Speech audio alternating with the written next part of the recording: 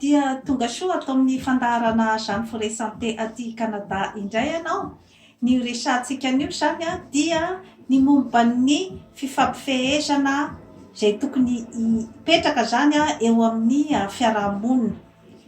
Ity fandaharana izay atolotro eto amin'ny YouTube Jeanne Forêt Santé dia tsy sanatria akory fandaharana manome moral na fandaharana izay mianakendry fa manolotra kosa ny zavatra izay hitako zany fa mampirindra ny fiarahamonina aty amin'ny tany vaventy. Satria mety hiteny angamba ianao hoe aiza ny itovizantsika amin'izany Amerique du Nord zany. Tsy tompoko, ny zavatra tsara dia fianatra hatrany ary ny valeur izay mitondra vokatsoa dia na aiza ny toerana misy azy dia tsara alaitahaka. Maromaro mantsy zany ny trangan-javatra izay mitranga ao amin'ny fiarahamonina kanefa dia tsy afaka ho boriborina fotsiny hoe ho fehezina amin'ny resaka lalàna fa maro dia maro ny zavatra izay tokony hifampifehezan'ny mpiarahamonina, ny toe-tsaina izay tokony ovana mba ahafahana miroso amin'izany ataontsika hoe fiarahamonina mirindra izany. Satria rehefa natao ny fikarohana dia ny lonilony madinidinika izay tsy voavaha ao anatin'ny fiarahamonina dia miteraka faharavana goavana amin'ny fiarahamonina. Satria ny lonilony isanandro mety vokatry ny tsy fahalalana, mety vokatry ny toetra izay mpanambony tena be loatra na ny toetra izay ataontsika hoe tsy manana fitokisa-tena dia reny zavatra reny no miandrona dia miteraka zava-doza toy ny reny ataontsika hoe resaka fitsaram-bahoaka ireny, toy ny resaka hoe adipoko, toy ny resaka hoe fikomina andatsahana ain'olona. Ka ny fijerena amin'ny atsipriany zany ny zavatra mety mahatonga an'ireny zavatra rehetrarehetra ireny zany no ho adiadintsika eto. Voalohany indrindra aloha dia miainga ao an-tokantrano ny fanabeazana rehetrarehetra sy ny fombafomba ny olona izay entiny koa zany amin'ny fiarahamonina manodidina azy.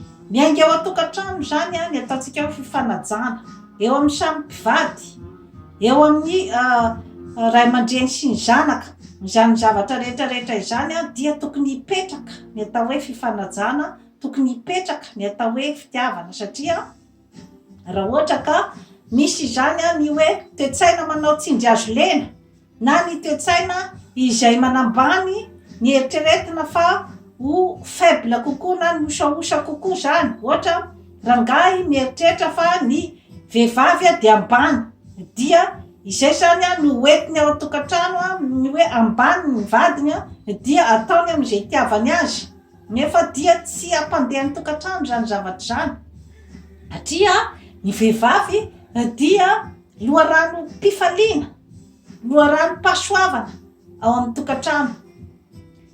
Raha ohatra ianao ray aman-dreny olon-dehibe ka ny ao anatin'ny sainao dia ny hoe ireto zaza ireto dia zanako dia izay tiako anaovana azy, na ho andeha ho tevatevaiko, na andeha ho teneniko an'izay tiako tenenina aminy sy izay tiako anaovana azy dia izay zavatra izay koa hiteraka ihany koa ny ataontsika hoe tsy fahatokisa-tena eo amin'ny zanakao. Satria raha ohatra ka zaza no pepoina foana, no bedibedesina foana, no zaza vokarinao ao dia isy vokadratsiny zany zavatra zany any aoriana, na zaza voakapoka foana. Ka zavatra ohatran'izany dia mila dinihana. Eo amin'ny resaka mpiara-miasa, ny fifandraisana eo amin'ny lehibe sy ny olon-fehezina sy ny mpiasa madinika. Marina fa ny lehibe ao amin'ny toeram-piasana anankiray dia tokony hanana izy ny atao hoe autorité, izay izy no afaka zany ifehy ny olona izay tantaniny. Kanefa kosany izay hoe autorité izay dia tsy midika hoe tsindy azo lena, hoe afaka manao izay tiany atao amin'ny mpiasa feheziny ny lehibe, satria hoe mafy tokoa moa zany hoe mahita asa zany, satria tsy fidiny izay tsy mahita asany. Kanefa kosa izay tsy midika fa ianao izay tompon'ny fahefana ao amin'ny toeram-piasana anankiray dia anao karazana tsindy azo lena amin'ny mpiasa rehetra ao, satria izy matahotra ny voaroka, dia zay tianao atao zany no ataonao aminy. Zay zavatra zay dia zavatra tsara ho jerena, satria miteraka lonilony tsy kelikely ao amin'ny toeram-piasana zany zavatra zany, ka mety andeha hatramin'ny ataontsika hoe zany hoe revolta, mandeha hatrany amin'ny fiarahamonina ray manontolo mihitsy zany zavatra zany, ary mety koa manimba ny fahasalaman'ny mpiasa ao. Ka rehefa reratsaina ny mpiasa ao inona ny vokatra andrasanao. Zany zavatra rehetrarehetra zany dia mila jerena, satria ny maha olombelona, ny olombelona dia tsy maintsy mipetraka foana amin'izay zavatra rehetra ataony, na inona toerana misy azy. Raha ohatra ka misy ny vokatra tsara izay andrasanao amin'ny toeram-piasana sy amin'ny fiarahamonina, dia tsy maintsy jerena izay fifanajana amin'ny maha olombelona izay. Eo amin'ny resaka ny hoe fananam-bola sy ny fifampitondrana ao amin'ny fiarahamonina, raha misy ny olona izay ataontsika hoe zany hoe mpanefoefo ianao ohatra ao amin'ny toerana anankiray na manana orinasa, dia tsy izay akory no hoentinao andeha ohatrany hoe karazany anambaninao ny olona manodidina anao rehetrarehetra, satria natao raha hoe olona ampiasainao ohatra ao amin'ny orinasanao na ao an-tranonao na ao an-tanàna, dia tadidio fa matoa ianao mampiasa azy dia misy zavatra tsy vitanao, matoa ampiasainao iny olona iny.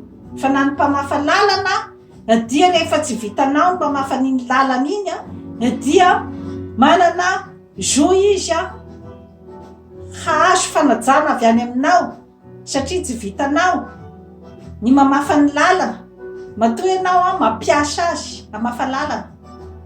Ka ny olombelona rehetrarehetra dia samy manana ny maha izy azy, izay ny tokony hoe atao ao anatin'ny saina, fa tsy hoe ny fiaveran-tena hoe ambony ambany, izay mantsy no zavatra tena zava-doza miteraka ny ataontsika hoe lonilony zany ao amin'ny fiarahamonina. Satria efa nazavaiko teto ny ataontsika hoe intimidation, na ny hoe karazana fanapepona ara-moraly izay mitranga amin'ny lafiny rehetrarehetra.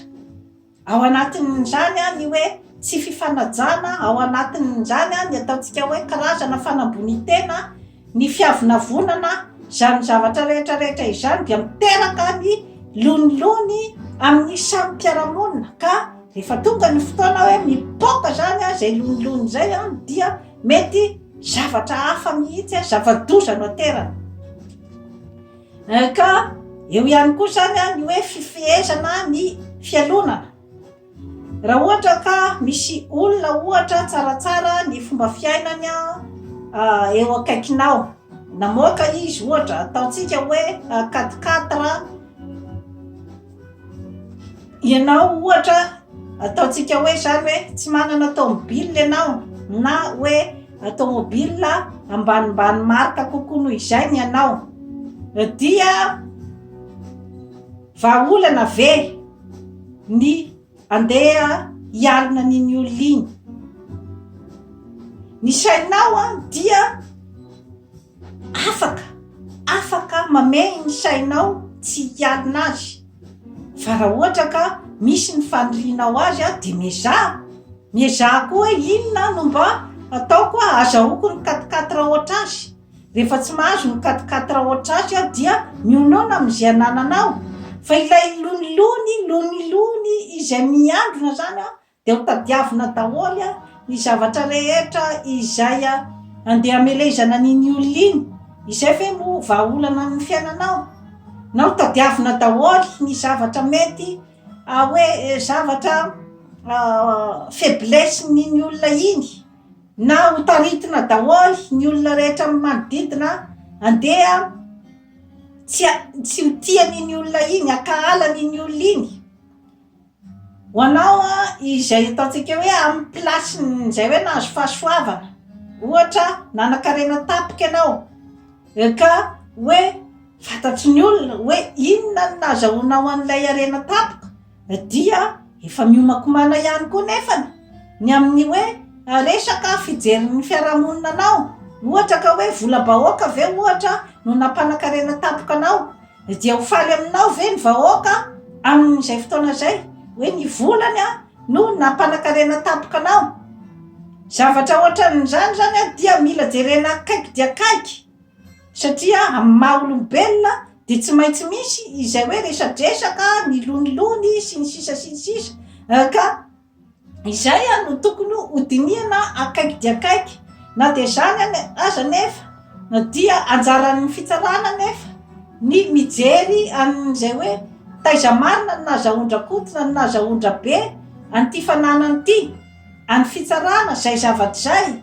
Fa rehefa ianao amin'ny manodidina tsy manana porofo mazava ny amin'ny momban'izay, dia ataoko angamba fa ny fanelezana tsaho sy ny fanelezana ny karazana lonilony ateraka any amin'ilay olona angambany dia ataoko fa tsy vahaolana, satria miteraka sy fisavorovoriana eo amin'ny fiarahamonina zany zavatra zany. Fa rehefa mba te hisondrotra koa ianao, mba te hanajavatra amin'ny fiainana, dia miazaha mafy ary jereo tsara hoe inona ny tanjonao ary aiza ho aiza ny lalana. Efa nazavaiko teto zany zavatra rehetrarehetra izany, ny amin'ny hoe ahoana ny fikatsahana ny asambarana, tsy maintsy fantatrao ny hoe inona ny zavatra zany azonao atao mba ampisondrotanao ny fiainanao, satria ny fialonana zany dia tsy vahaolana. Ho anao izay nahazo fahasoavana dia mipetraha ihany koa nefa amin'ny plasin'izay tsy manana ninninina, dia tokony hieritreritra ihany koa ianao hoe ahoana zany no fomba entiko anampiana ny manodidina ahy, na amin'ny resaka association zany, na ny amin'ny resaka hoe karazana fanampiana madinidinika izay mba azonao atao amin'ny fiarahamonina, satria ilay milanjalanja loha sy milingilingy eo anatrehan'ny vahoaka izay tsy mihinana. Marina fa zany zavatra rehetrarehetra izany tsy anjaran'ny particulier akory ny anao ny asan'ny fanjakana, fa ny ianao particulier izay manan-katao afaka ianao mangataka amin'ny mpitondra fanjakana ny hoe misy lalana mba tianay amboarina ny ety amin'ny lalana ohatraohatran'izao, mba tianay amboarina ny ohatraohatran'izao, mba anjaranao zany ny hoe mangataka manao an'izay démarche izay zany eo anolohan'ny fanjakana, satria ny fanjakana tsy ahita ny pitsopitsony madinidinika any amin'ny toerana na zay olona eo akaikinao eo, hoe ny lehibe ny fokotany ohatra no resahanao hoe ity zavatra ity mba tokony atao ohatraohatran'izao. Zay no ataontsika hoe karazana fandraisana andraikitra zany eo amin'ny fiarahamonina misy anao. Eo ihany koa ny fifanavahana ara-pinoana. Io dia samy manana droit ny olombelona rehetrarehetra eto ambonin'ny tany anana an'izay finoana tiany ho arahana eny aty amin'ny tany vaventy, na ny tsy mino ary na ny tsy mino an'Andriamanitra dia efa eviny izay ka tsy misy afaka mihitsy zany ny anohitohina azy amin'izay resaky izay.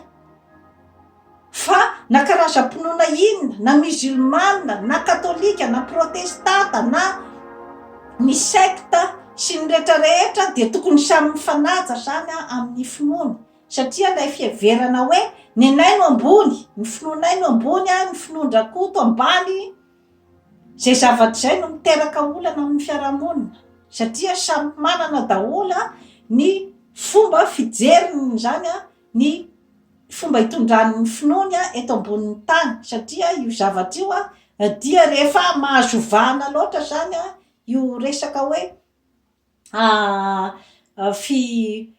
fifampisoketana amin'ny resaka ara-pinoana io.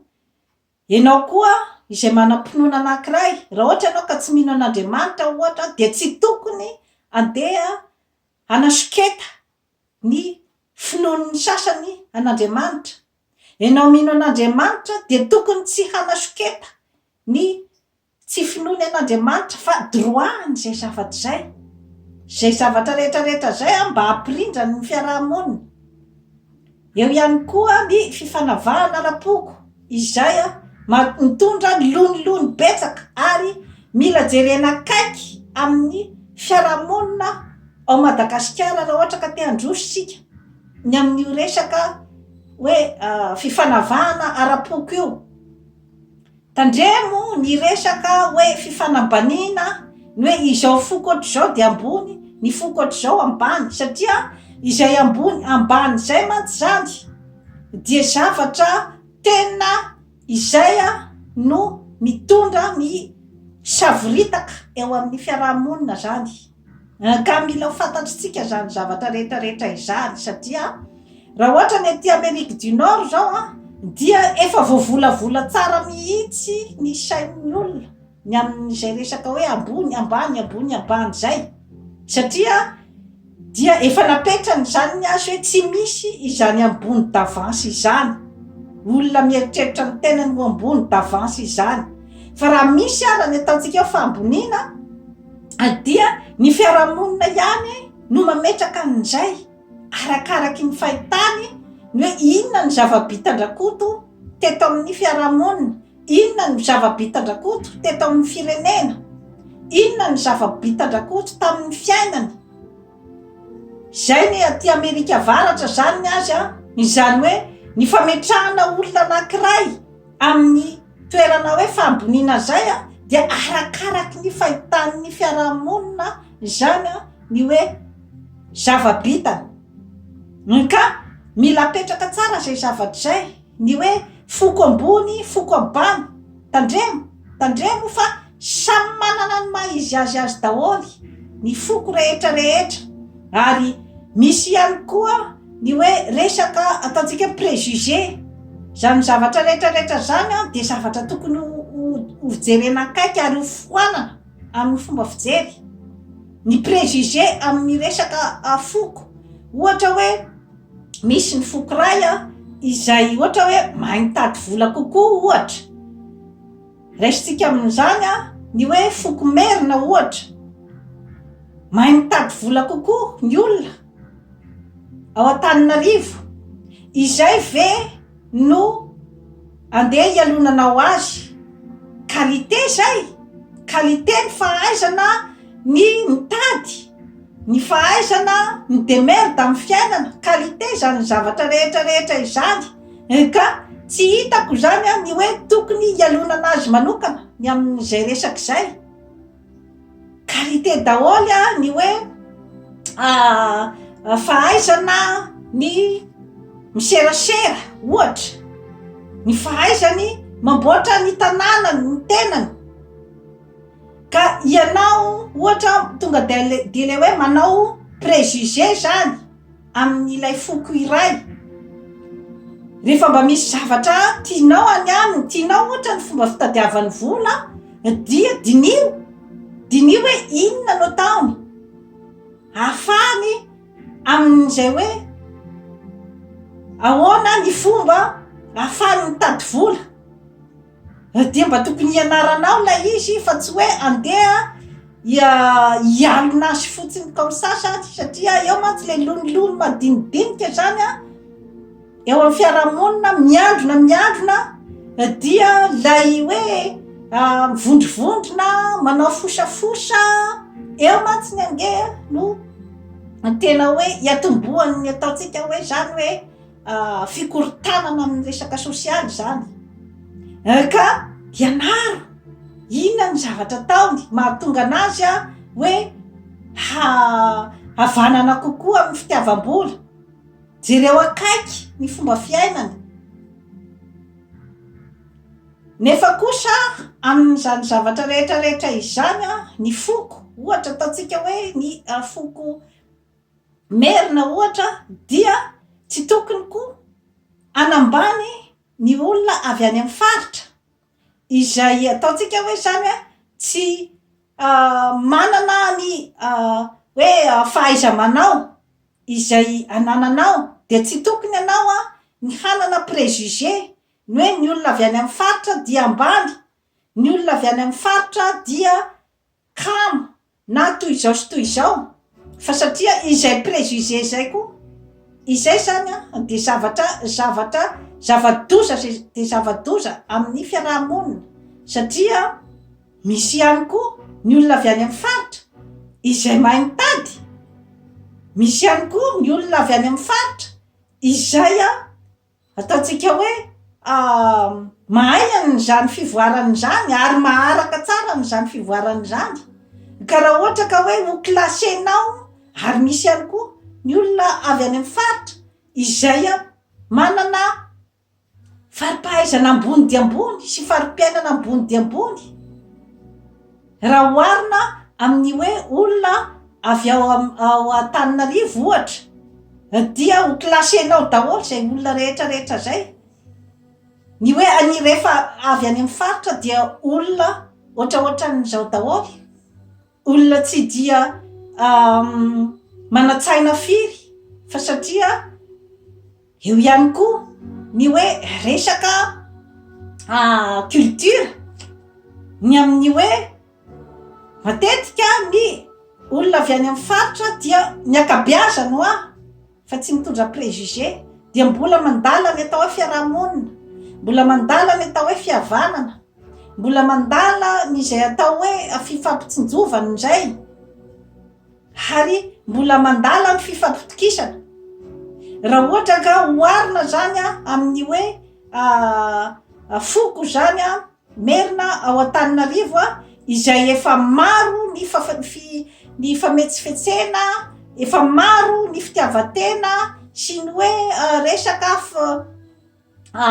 famitapitahana zay tsy midika koa fa ny hoe izay merina rehetrarehetra koa de anana an'izay toetra zay ka eo zany no tsara hijerevana zany ny hoe resaka préjugé satria rehefa mandeha io préjugé io zany dia io no tena mandrava ny fiarahamonina ka mila jerena kaiky dia kaiky ny zavatra ohatran'izay satria raha ohatra ka araky ny tantara aloha dia rehefa tonga ny mpanjana tany dia ny tao Antananarivo aloha zany no nomeny ny avantage voalohany zay zavatra zay tsisy afaka mandahan'izay, tsisy afaka mandahan'izay tantara izay ka rariny raha ohatra ka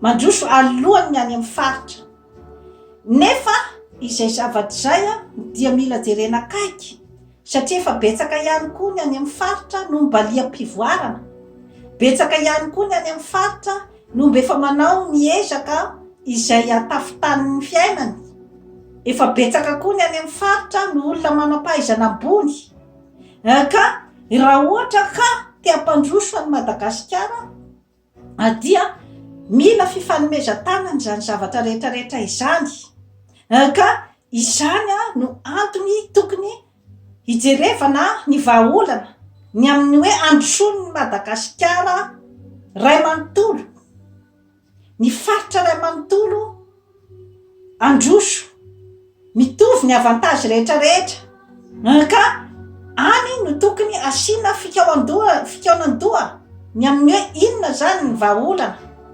satria misy manolotra ny hoe vahaolana amin'ny hoe décentralisation effective izany hoe ny tombontsoa izay mitovy ny ressource rehetra izay alefany amin'ny faritra rehetrarehetra ary dia ny faritra tsirairay zany no manao zay afany ampandrosony ny faritra misy azy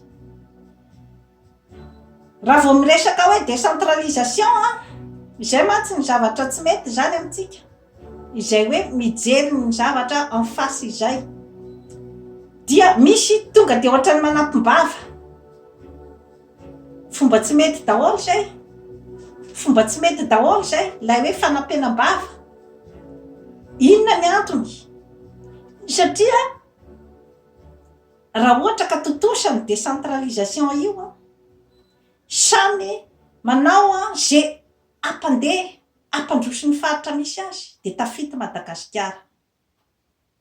Zay zavatra zay dia misy olona nefa mety voatsembatsembana ny amin'izay hoe atafitan'ny Madagasikara ray manontolo zay de niza ny firenena vaventy. Dinio akaiky tsara. Mety resaka vocabulaire. Inona ny vocabulaire metimety kokoa? Décentralisation ve sa fédéralisme ve sa hoe fanjakana mizaka tena sa inona? Miodikodina eo foana matsy zany ilay vocabulaire. Kanefa ny tena marina sy ny lôzika dia ny hoe omeo chance ny any amin'ny faritra ny mba anarina ny tenany ary ny hoe andraisany any izany atao karazana responsabilité. Karazana responsabilité izay apetraka aminy ny amin'ny hoe androsony ny faritra misy azy. Dia amin'izay fotoan'izay tsika tsy ifampiampangatsony hoe iza ny responsable an'izao, iza ny responsable ny faritra ohatr'izao, iza ny responsable ny faritra ohatr'izao. Tsy ifampiampanga ary rehefa samy matanjaka. Izay ny tetsaina aty Amerika du Nord. Rehefa samy matanjaka de mifankatia. Rehefa samy matanjaka de tsy mifanambany. Rehefa samy matanjaka dia samy mahafantatra ny hoe inona ny maha izy azy andrakody sirabe. Satria ny samy matanjaka no afaka ifampiresaka sy hiaraka ikorana eo ambony latabatra. Fa raha mbola misy olona ory eto akaiky eto, ianao manefoefo dia tsy hisy zavatra andeha mihitsy, sisy fiarahamonina andeha amin'izany resaka zany. Zay tsy midika fa hoe ho mpanefoefo daholo ny rehetrarehetra, tsy atopoko. Kanefa kosa misy ny ataontsika hoe fitsimbinana an'izay ataontsika hoe farany mahantra indrindra izay de milamina ny fiarahamonina. Aty zao ny azy misy ny ataony hoe bien-être social, aide sociale ho an'ny olona izay ataontsika hoe zany hoe tena osara-pivelomana zany.